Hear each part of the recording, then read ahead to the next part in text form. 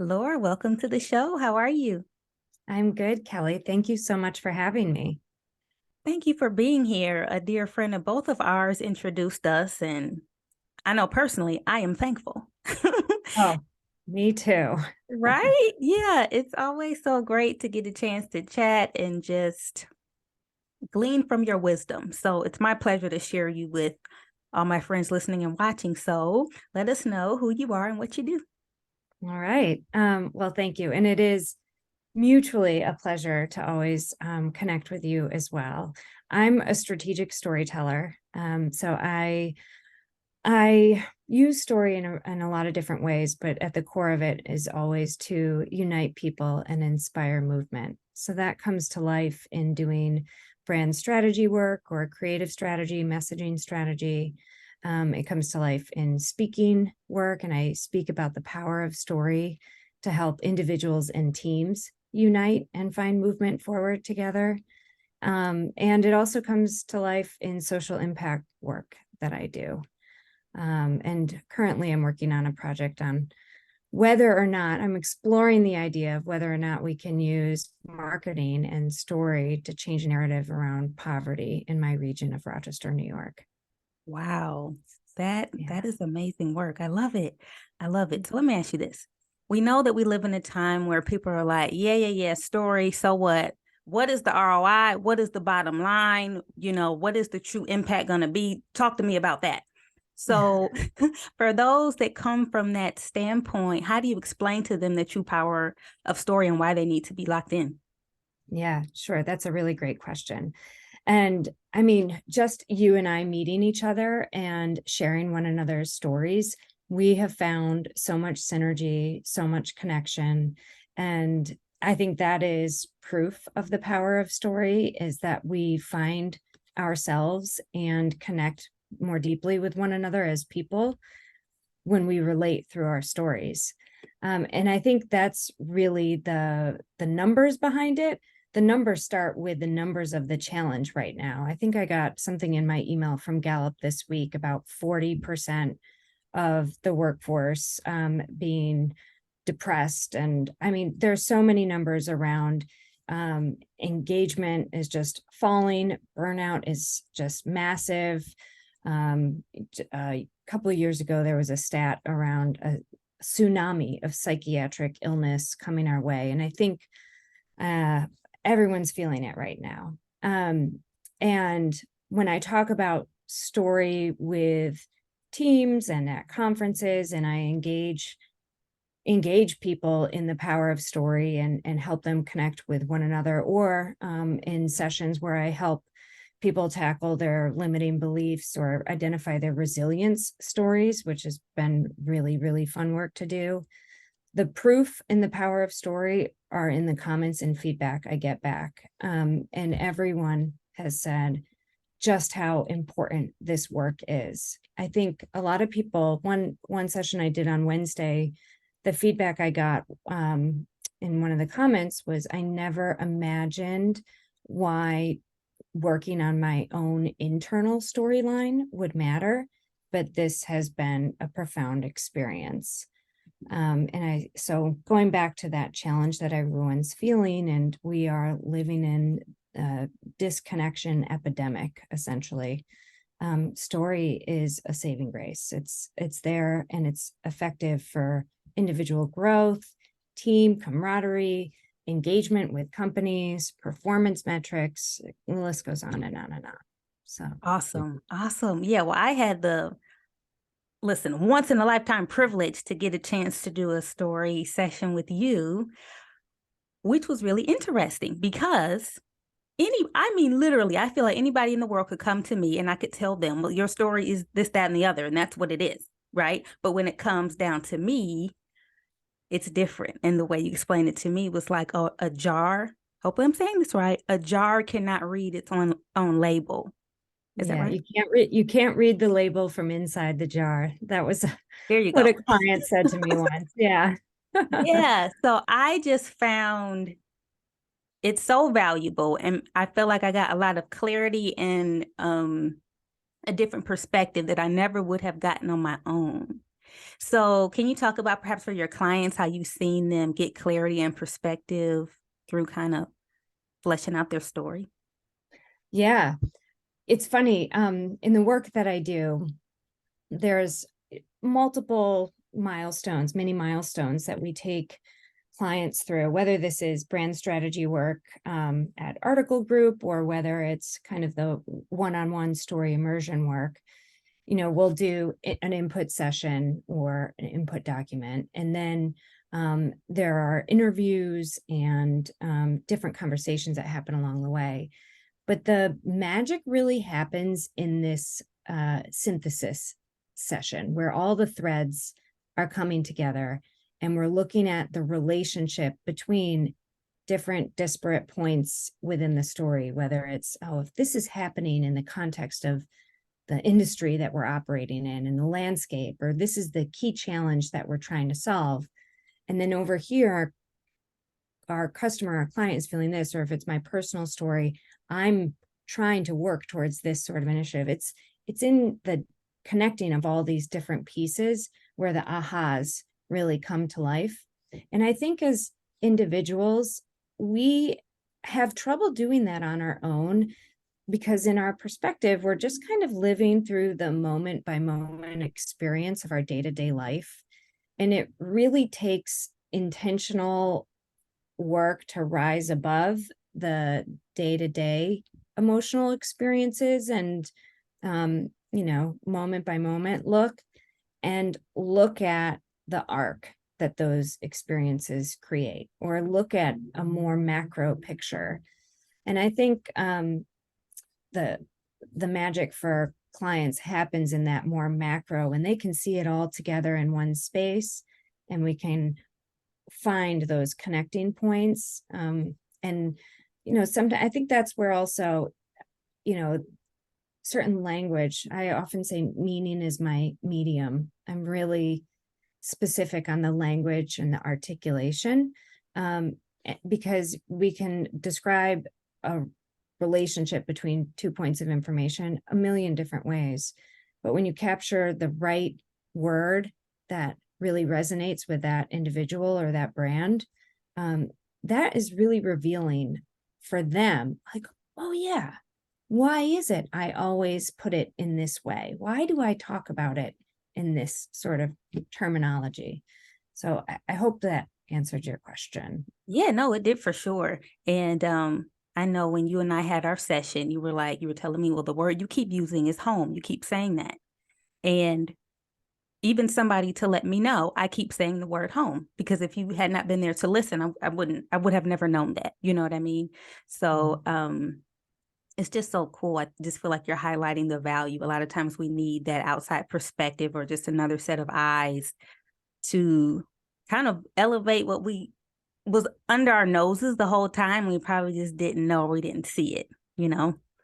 Yeah, it's So like a reflection of ourselves. I think of it as I'm like the moon. I'm just reflecting back your light. Yeah, so it's there, and the story's always in you. It's just a matter of actually seeing that in your reflection. yeah. And you're able to help that person or company or whatever do it so much faster because, you know, who knows how long it could take for us to find it on ourselves. And maybe we'll never find it, but within a very short amount of time, you're able to highlight and kind of, like you said, build out that arc and highlight it for people, which is really powerful work. Now, I'm also curious and fascinated, just in general, how the way story can be used to solve really complex problems and issues. So you talked about your work with storytelling and poverty, and I got to hear more about that. Oh, well, it's still like, if it's even possible. But to the root of the question, how can story help us solve complex issues? Story is how we understand complex issues. Story gives us a framework and a structure for us to really fit the facts in a way that is intuitive for our brains to really draw meaning and understanding. When you experience something as a story, the sequence of events automatically gives you, that bigger picture, the pairing of information together. A story that, if it's a story that allows you to look at a thread of information over time, again, it gives you that sort of macro view. And story is the only way, because of all the chemicals it activates in the brain, cortisol, dopamine, it is the oxytocin. Oxytocin is related to empathy. Dopamine is related to our feelings and keeping us engaged. Cortisol is related to memories. So when you share a story, it is actually the only way to activate the parts of the brain in somebody else that allows them to feel that information as if it's their own idea or their own experience. So I think that's especially powerful when we think about, how do we change the narrative around poverty, or this idea that came to me, you could plug in any social issue where we have active promoters of the issue and active detractors that maybe, aren't supporting it. And then you've got a whole mass of people that maybe just don't understand it. I think story is a really huge opportunity for those people to engage and connect with the story of the experience, and maybe take away something more meaningful for them in that way. Wow. Good stuff. So the folks that you work with, whether they be individuals, organizations, etc., what kind of results have you seen them get in terms of what they've been able to do or accomplish or be after working with you? That's a great question. Sometimes in strategy, it's like you send off the strategy and then it's really up to the client or the individual to use it the way that that they can. And so it's a hard part of marketing, where the connection between a strategy and the ROI has so many additional steps along the way in terms of how the strategy is used and how it comes to life and shows up in the world. But I can say anecdotally, the results that I get is, think about being a founder of a business and trying to manage a team. And as we talked about, it's rough out there right now. Keep your employees engaged, keep everyone marching to the same beat, inspiring them to know why it is they're coming into work every day, connecting with your customers about what you do and why it should matter to them. Imagine trying to do all that and not being clear on what your story is, not being clear on what really is your best opportunity to share a value proposition or a position, and just in a clear statement say why it is you're here to do what you're here to do. And if you don't have clarity on that, all of those things about connecting with other people, it just is, I don't even know the numbers here, but how much harder that is. So the results that I see are really people that are just profoundly grateful to know themselves and to feel seen and heard by having that story acknowledged. That's like deep, innate human need sort of resolution. So a lot of the founders, they're just so excited to have, especially in the work that I do, if it's your story in a page, where sometimes it's a belief, a purpose, and some commitments in pursuit of that purpose. Sometimes it's a val prop statement, a positioning statement, and core messaging pillars about if it's a product. Whatever it is, that story in a page is so empowering for not just leadership, but everyone across the board, because then they've all got, the song sheet to sing from in unison. It's priceless. Like having actual clarity on something. Can you put a price tag on that? Because I think when you finally get clear, it gives you confidence. Like, okay, I know that I know.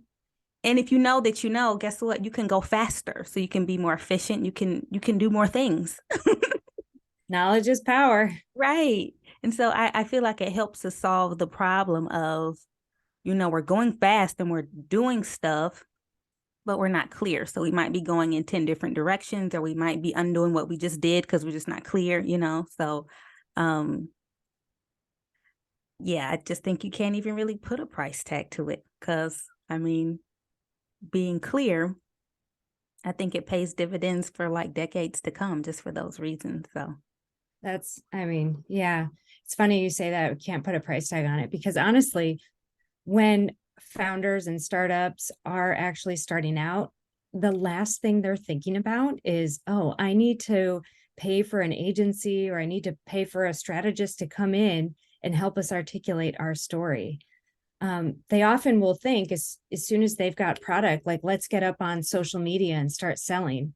yeah. But having that core narrative at the onset isn't just for making sure that whatever you say on social media truly resonates and connects with your audience, but it's critical for investors. It's great for talent and employees and building your team. It gets everyone on the same page at the onset and gives clarity on where you want to go together. So you're right. You can't put a price tag on it. And yet it's often like the last thing people want to invest in. Right, right. Do you ever experience people that feel embarrassed in terms of they feel like, well, I should know my story already. Like I should be able to handle this? Yeah, I I don't know that if I would call it embarrassment, but I can already imagine certain situations I've been in where the founder felt like their way of saying it was the best way of saying it. And that's great if, that's their brand. I think sometimes they've been in their heads on it for so long and it's so personal to them. I think the beauty of having an outside perspective is, being an unbiased third party that can look at the landscape and think about the customer and maybe offer a different, the perspective from a customer point of view or stakeholder point of view, whether it's an employee, investor, or customer. So yeah, I think there are definitely people out there that feel like they should know this, and maybe that feeling stops them from being a little bit more open to kind of revising the storyline for opportunity and success, strategic advantage. Yeah. I meet a lot of people who are just like, look, I'm not a good storyteller. Okay. This is what it is.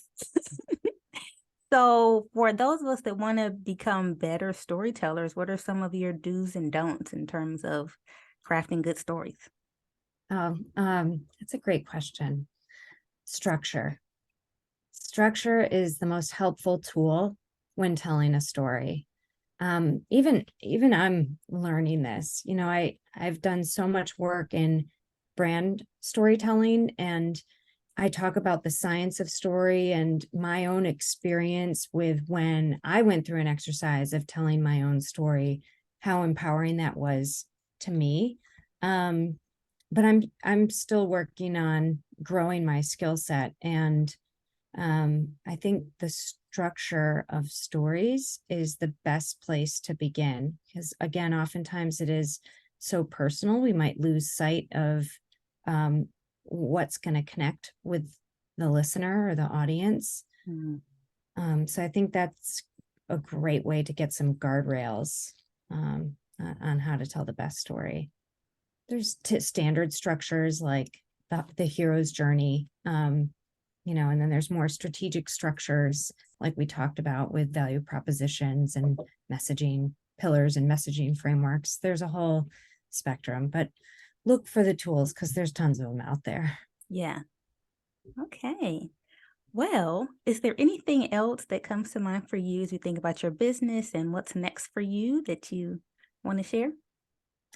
Oh boy.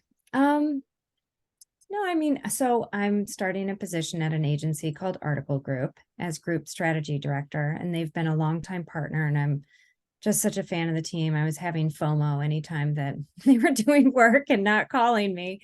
So we made it official, and I'm super excited about that. But I'm also really excited to continue on my mission of uniting people and inspiring movement through story and doing the speaking work and talking to teams about the power of story. This, to me, because of what we talked about and the mental state of the world right now, I think it is just such important work to get out there and help people connect with one another through our stories, and disconnection being what it is.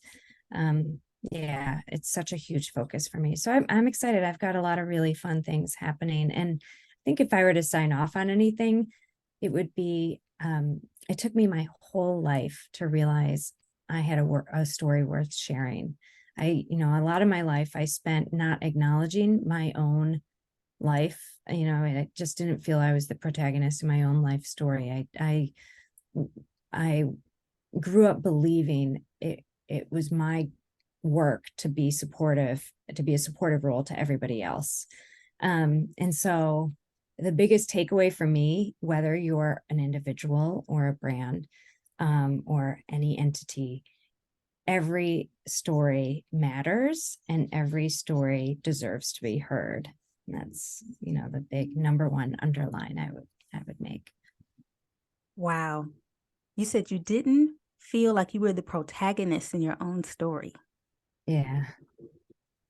That is heavy. That hit me hard. I'm going to sit down in silence and think about that later today. Oh, Kelly, I don't do small talk that well.